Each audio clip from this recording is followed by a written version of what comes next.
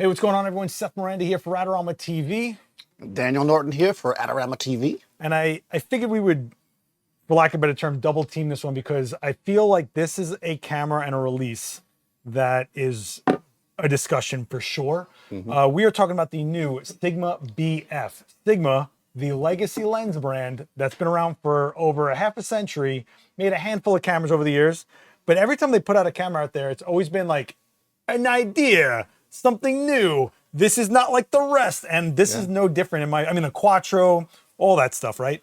So before we get into like what we think about and how you and me are digesting this in our brains, what's going on with this camera? Well, for one, it is a full frame 24 megapixel camera with an interchangeable lens L mount. So L mount obviously is, Sigma, Lumix, Leica, DJI, and there's more growing as we go forward, but it's basically like an agreement amongst a lot of brands, and Sigma's like, yeah, they're all in on it. This camera's different. One of the talking points that they love talking about is it's one piece, it's unibody. This is one piece of aluminum that was milled for 7 hours a body, and you were looking at no card slots, no ports except for a USB-C port, which is for charging and getting data off of it. We'll talk about that in a second, but there's no card slots.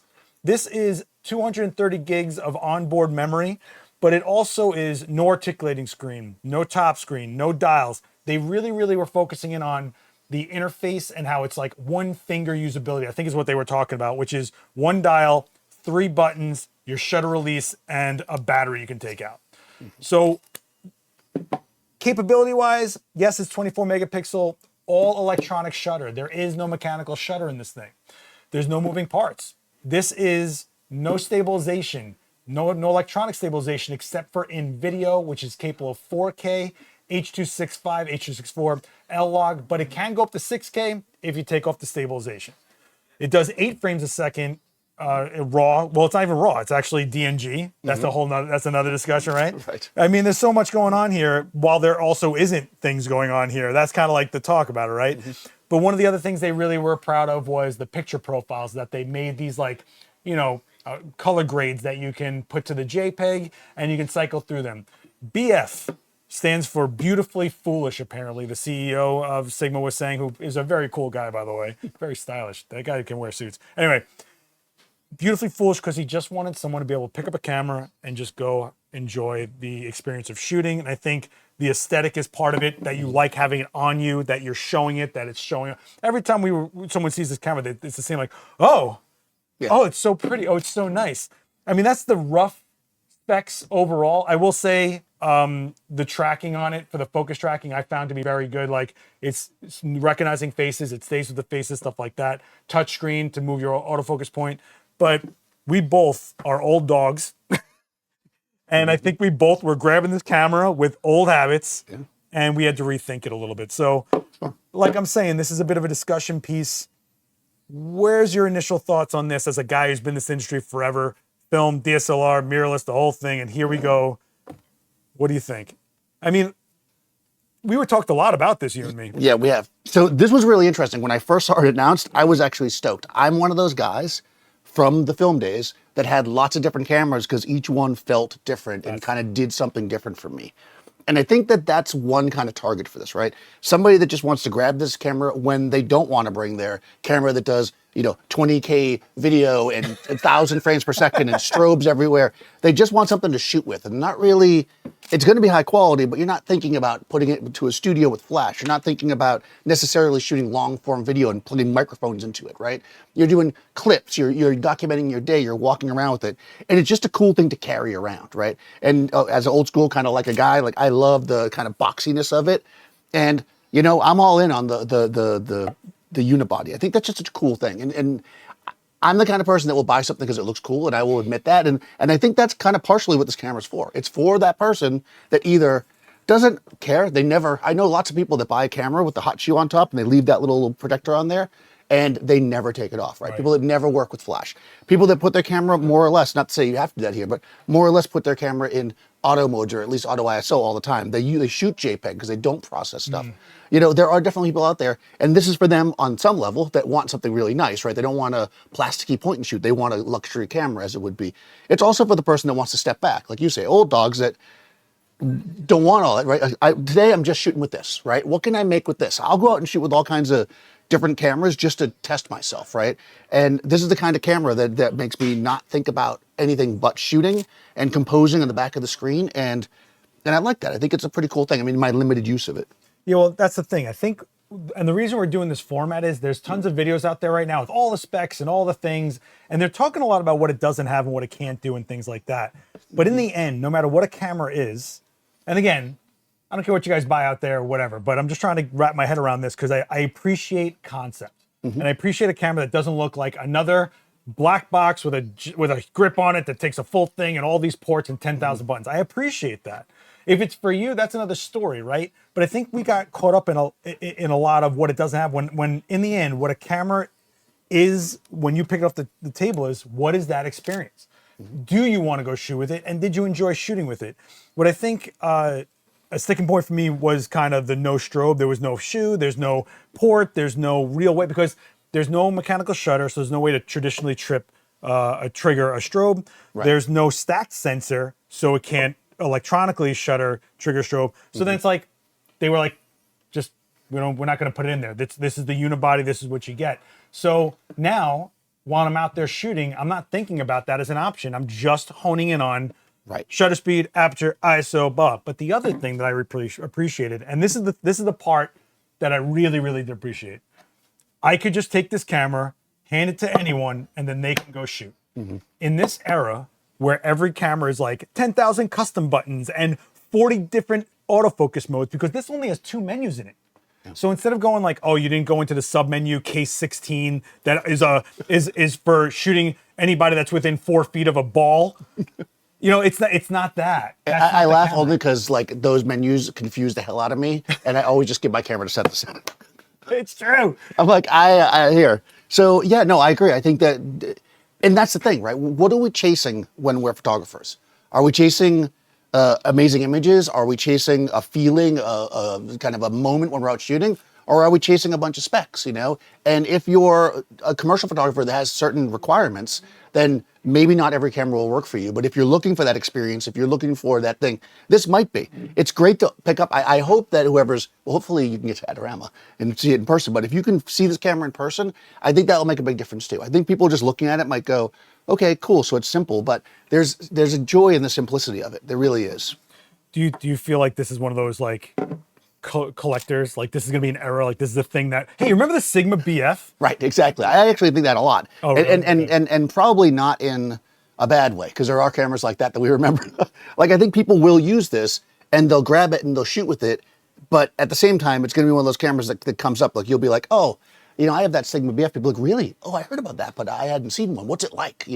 I think people are interested in that. When I tell them I have the difference between this version or, version 5 of my camera versus version 4, you don't get that conversation, right? But when you get, this is unique, well, I think it'll open conversations. When I first saw it in Japan at the launch, I thought it was a reaction to the point and shoot explosion that's going on right now. Okay. And then once you dug into it more, I was like, no, not really, because you can build out a lens on this. You can really kind of get a little bit more the look you want rather than the look it'll give you. Does that make sense? Yeah. So I started appreciating it from that standpoint.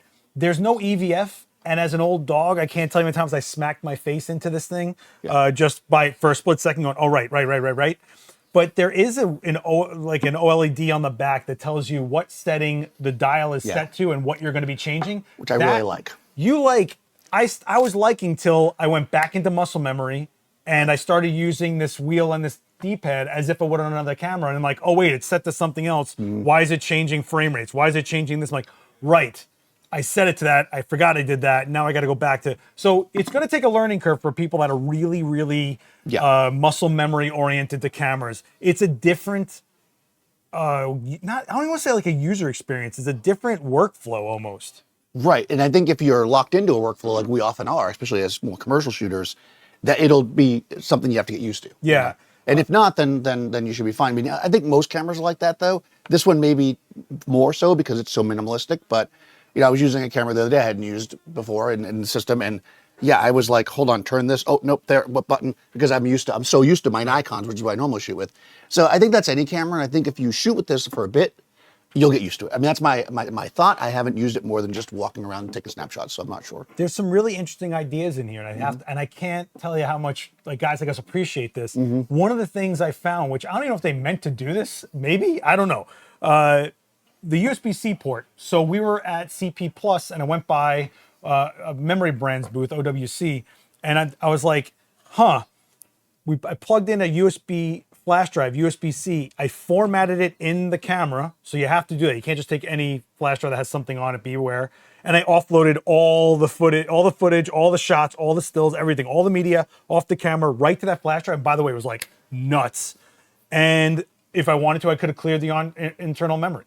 But how many times have we had clients that are like, can you just put it on this flash drive and you're in the middle of the street and you're like, because I'll deliver right out of camera. Yeah, sure. I would love to be able to do that with every camera. You know, I was like, that's cool. And it worked with an SSD as well, not just a flash drive. I was like, that's a cool idea. So I got a feeling there's Easter eggs in this camera that some people are going to find. I mean, the video menus have false color. You can actually put, what? Like it's so, I just think that there's something else going on here. Well, of course, these are pre-release. These are not finished firmware technically, but I don't think the people that are going to be gravitating to this camera care about firmware. Like, you know what I mean? Right. Well, you know what's interesting though, what you said about how you thought maybe the form factor or whatever was a reaction to the point and shoot crowd, but not, because it's got so much more to it. And I think that's exactly it, right? It's the point and shoot for the person that actually is more serious. And if you want to think about it like that, it's not inexpensive, right? I mean, it's not less than $1,000, and you're basically going to give it to somebody that knows what they're doing. Now, yes, what Seth said, you can hand it to anybody, they can take a picture, but at the same time, a photographer that wants to adjust stuff, somebody that gets frustrated with a camera that just only has automatic functions, will appreciate what you can do with this camera, even within its limitations of, like I said, no hot shoe or whatever. Well, one thing I did appreciate as far as the automation goes, because yes, it's a total camera. You can shutter speed, aperture, ISO, the whole thing. Like you really can take control of this. One thing I liked, like let's say you feel like being lazy for a second and you throw it on auto ISO or aperture priority or something that's like semi-automated. When you have pressed the shutter and it starts doing the focusing, which I know some people are like, I'm back button autofocus only. Breathe, okay, relax. But the OLED or the whatever the screen on the back is, it automatically switches into exposure compensation. Now, not everybody might know what that means, but they do in real time see brighter or darker happening because it's partially automated, it's taking the automated part like auto ISO and either making it more sensitive or less sensitive based on what someone's looking at. Yeah. Most people that are going to be gravitating to this camera, I feel like, don't care what that thing's called or how it does what it does. They just want to take the picture. And I think they're also going to be happy with the DNG file because that's a pretty universal file as opposed to a RAW file. It's that specific that, you know, you might have to wait for updates in certain software to take or whatever. But a DNG file, that's a very, I mean, that's an Adobe file. Yeah, and I could be wrong about this, but I'm pretty sure the Lightroom like mobile or whatever is like very cheap or free or whatever. So you can shoot RAW, but not get fully invested in like more expensive processing software, right? You get yourself Lightroom mobile, and then you're able to take these DNG files as a RAW, Adobe RAW, if you will, versus JPEGs, you know, if you want to, or you can just shoot JPEGs. I'm curious. I would shoot DNG because that's me. Like we always shoot. But I could totally see somebody just going out and shooting with this for a weekend. And you know, it's funny because as much as I'm like Seth and I want to just immediately go, bang, you know, the funny thing is I see people with, you know, Sonys, Nikons, Canons, these like, you know, mirrorless cameras with beautiful, you know, bright light viewfinders, and they still hold them out like this. So there's a certain type of photographer or a generation of photographer, maybe, I don't know, that just does that anyways. So I'm not sure it would hinder a lot of people in that way. If they're used to doing that. Yeah, you know, and I think people have to realize that if Sigma themselves are trying to get across points like, oh, this is a single piece of aluminum that we milled for 7 hours for you guys, like that gives you the idea of where their headspace is, philosophy. And we always talk about the philosophy of the brand is really what you guys got to pay attention to. And, you know, it's not for everyone, absolutely. But I have to think no matter where you're at, you'll find something on this camera concept-wise that you'll appreciate, even if it's something as I can hand it to my friend who's not such a photo nerd and they can enjoy the experience. And then I can hand it to somebody that's very experienced and they try to stranglehold this to do something with it. Like that's also a thing too. It was funny on that trip. There was when we went to Japan for the release, there was like these veteran photographers right next to these young kids that were just, and the dichotomy of a guy digging into everything you do, and this very popular influencer was just already shooting, already in it. Look, I made it a square. This is so fun. Or they were playing with the color profiles because they're not going to mess with those DNGs anyway. And they're not looking like, you know what, I can take down that sky by like a half a stop and I'll get, they're not, no. Yeah. No. They shot it. They're moving on with their lives. Yes. You know, it's interesting, right? Like, yeah.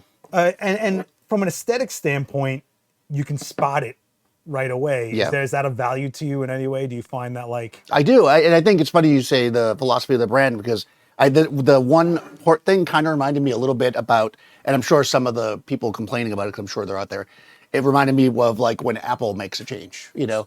Everyone kept calling this, if Apple designed a camera, this is what it would have been. Because like, that's the thing. Like a lot of times people are like, oh, they kill it now, we need dongles, blah, blah. And they're mad. And then like a year and a half later, like everybody else is chasing them, you know? So maybe this idea of this more onboard memory, I mean, probably with additional cards, I think, you know, for other cameras will catch on. Because I'd love to have, I think there are some cameras that have some onboard memory. Yeah, not this much though. No, but I think the idea of having that, and then having it be like a separate card, I'd almost rather that than another card slot, if I could do what you talked about with the USB-C and dump the stuff off of it. Well, I like the idea that I can pick up the camera and not think like, does it have cards? Do I have cards? Like you're just shooting. If it has power, I'm shooting, right? Do you feel that 230 gigs is a good, like, how do you feel about that as a size? I mean, I think so. I mean, again, if you're not hardcore shooting video, right? We shoot a lot of video, the two of us, so that might fill up real quick. But again, I wouldn't necessarily buy this as my hardcore video camera, you know? Yeah, they're not giving you a flip out screen to like vlog yourself here, right? But you could, like, it's not like, I think a lot of people get stuck on like, well, it doesn't have this, so you can't. It's like, no, it just might not be the same way you've always done it or something like that. I mean, yeah, it's, if you go down the spec sheet and you put it out there, things are going to seem like they're missing. But I think when you boil it down and distill it to what Sigma was like, we think this is a cool idea. What do you guys think? And I also don't think they're making 10 million of these and going, we're flooding the world with them. But I could see that kid that comes in here looking at the used department, like, hey, you ever use point and shoots? And they pick this up and they kind of feel that. Yeah. And then they go, oh, well, I have a 35 millimeter f2. You have a 50 millimeter f2. Like, oh, well, there's a choice there, huh? Yeah. And they did put out the lens series. The I series was a lens series that was out before. Now they put it out for like aesthetics. And these are the contemporary lines. So these are relatively affordable. They're definitely definitely below $800 or lower. So that there's also a point to that. But if, let's say you're a Leica guy and you're used to a minimal design and you have an L mount and you have the glass. Right. You could jump right into it if you wanted to. It could be another experience if you know what I mean? If you want to do that. In the end, who would you say something like this is gearing towards? You know what I mean? So I think there's two markets for this. One is somebody who wants a basic camera that they don't want to think too much about, like almost like a point and shoot, but luxurious, like not a cheap point and shoot. Luxurious. Yeah, like somebody that cares about. And again, I'm sure there's gonna be comments, but you know what? Hey, listen, I'm all about the photo accessorizing. Have a cool camera. That's me. Like and I think there's people out there like that. I mean, that are just like, this camera looks cool and I want it. And you'll get that. But then I think you will get the serious photographers, I'll call them serious, like the ones that want to dig into it, but want a more minimal design. They don't care about the flash. This is my vacation camera, right? I'm not taking a flash with me. I don't need to bring anything with me I'll take a flash drive, like you said. I don't need to bring a computer even, because I can dump the stuff off. I don't have to worry about memory cards. Everything's built in, one cable, USB-C that I can charge. A lot of things are going USB-C these days. So I think it's for that person as well. Like, I could totally see this being my vacation camera. Would it be my shoot every day camera? No, because I use flash just like you most of the time. But I think vacation, walk around the street, weekend, having fun camera, 100%. I did appreciate them when they were like, there's only two menus. There's your basic menus that you get what you need, how many frames per second, shutter speed, aperture size, all that kind of stuff. And then there's like an optional menu, which is like your color profile stuff, if you want to go to that. But just knowing that, I went into this every time going, I'm not going to change a lot of things. And when you start breaking down that beautifully foolish, you can just grab it and go shoot, and then you realize you're not going to go mess with it too much. Then you start getting into the motions of, I think, what they wanted you to go do. And I know how you are, like, same as me. It's like sometimes just give me this, let's go. Right. Put it in full manual, let's just go. I just want to get this. Because I can't tell you how many times I've been handed something, I'm like, I have no idea where you left this. Right. And it just drove me nuts. Every person I handed it to one, had a reaction to it. Two, decided to go start shooting.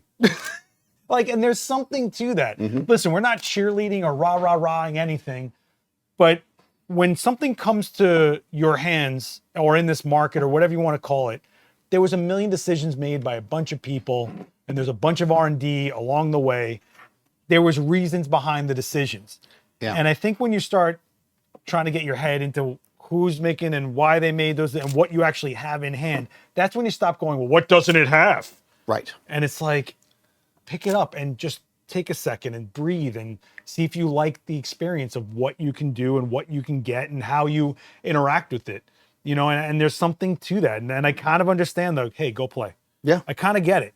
You know what I mean? No, me too. And in some ways, I use the word brave, but you know, I think it's brave for a company to do that. Yeah. I would love to see other companies do this. You know? Yeah, props. You know, it's like, hey, we're not going to put every spec in this camera. This is for a very specific market, and we're targeting you right now, and this is for you. And it's not, you know, the flagship camera, you know, and it's not a cheap point and shoot. It's somewhere in the middle. It's well built, but it's capable, but not at the level that, let's say, a pro would use all the time. So I think that's where it fits, and I think it fits very nicely there. Yeah, I mean, like I said, there's been endless videos out there. So when this came up, I was like, Dan, let's just sit down and talk about this, because I don't think we need to do like the specs bit, go do some shoots, and then show you a bunch of shots. Like, we're going to put some shots in this video. Obviously, you probably already have. I mean, I walked around with it, and I got to say, you know, I just kind of was like it sounds so dumb, but I was kind of like aloof, like, yeah, bang, yeah, bang. And some of those shots are just for me, and they're not the most groundbreaking things because I don't really shoot that kind of street where I'm like putting a ton of thought into it. But I can't say that I got home that day and was like, oh my God, I gotta tell you. No, the focus was there. It was, I like the colors out of it. I think that the usability, once you get your head wrapped around how they simplified it so much, you have to simplify yourself a little bit. But I did enjoy using it. I do appreciate the boldness that Sigma was like, hey, we want to make a camera, here's what we made. And I do appreciate the fact that it's just like a social camera. Like it's when's the last time we talked like about anything this much? Yeah. Isn't there something to that as well? Like, I don't remember, when's the last time we even talked about like... Yeah, no, you don't get many cameras like this. Usually it's just because they're impressive because some other reason. Oh, 1 million frames per second. You know what this reminds me of a little bit? It is where it sits, and this might be who would use it. This is an old camera now. The Nikon 35 Ti. Oh, you love that camera. Yeah, look it up. The Adorama probably has them in the used department. It's a little tiny gem of a camera.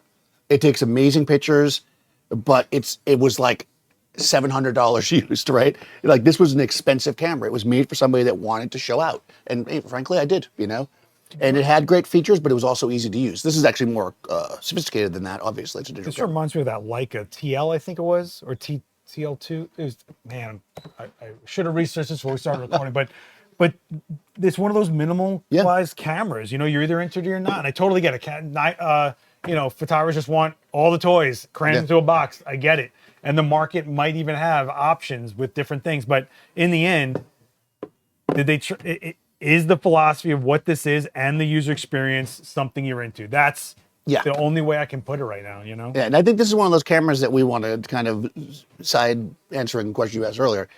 I want to see somebody using this camera for 6-9 months and then talk about it, right? Interesting. Because I think that's it, right? It off the shelf, it's cool, and I'm immediately drawn to it. But what's it like to live with this camera? I think it would be really interesting to do that. So I won't get a chance to do it, but if you get a chance, I guess come back in 9 months and come.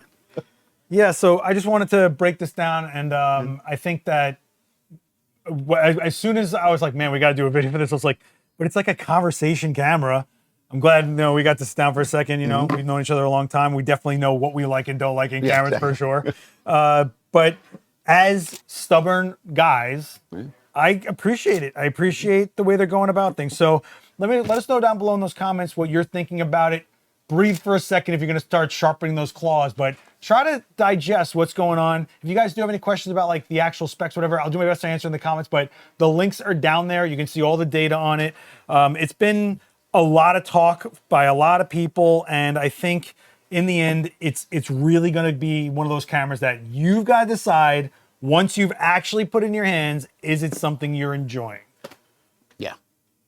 Yeah, that's where you're gonna leave it there. I'm gonna leave it. I think that was a perfect ending. I mean, honestly, it's a. Is there a blog article on this? There is. You can check out the blog, and of course, we didn't get to use it. You know, we just put out the specs because people are interested in that right away. But check out the blog article. Maybe we'll put a link to that. Yeah, we'll put a link down to the blog article and stuff like that, and maybe we'll revisit this in a little bit. Maybe that'll be an article on the blog. Yeah. A few weeks, few months later, what's up with it? If you are an L-mount shooter, let me know if there's any interest in this. What lenses you would choose for something like this? Because I think that's the big decision, is like the actual physical size. Yeah. But that's the other thing, is if there's no stabilization in the body, would you find L-mount stabilized lenses instead? That's an option, right? Right. You can make this your camera as minimal as it is. That's kind of interesting for me. We can go on forever. Anyway, guys. Yeah, but what's nice about it, we'll say one more thing as you did it. It's actually, in a good way, weighty. Right? Well, it feels good. It feels nice and balanced in your hand. It's solid. And it's solid. And I think Literally. that's also important. Right. But I think that helps with going to that thing with holding the camera steady. We've all become spoiled with like 18,000 stops of stabilization. But one thing that you would know from back in the days before cameras were stabilized is that a nice, well-balanced camera, you can handhold way longer than, you know, some of these cameras that are not, let's say, well-balanced. So I think you'd be surprised. I bet you could handhold this pretty slow. I think that's what you'd be surprised. I think that, I gotta be telling you, like when my DMs were like, like, what about? Right. You haven't had it in your hand, don't what about me about whatever, okay? Like, no, but I'm not kidding. Like, I appreciate moments like this in our industry so much because we finally get a chance to stop chasing the specs, matching the features. Everybody's putting out the same things. This is a different thought process. So let us know down below in the comments where your thought process is on this. Again, we're not cheerleading anything. We just think that there's some talking points that we wanted to address. I did talk about this live on the Adorama Events channel. If you guys want to check that out when I'm live on Mondays, we did talk about this. There's a stream sitting there. But I want to thank Sigma for letting us actually, and it's also rare that a brand gives us this much time with gear to like actually like dig into it. So I want to thank Sigma for hooking us up with some cameras to try out. Of course, they're going to go back. You know what I mean?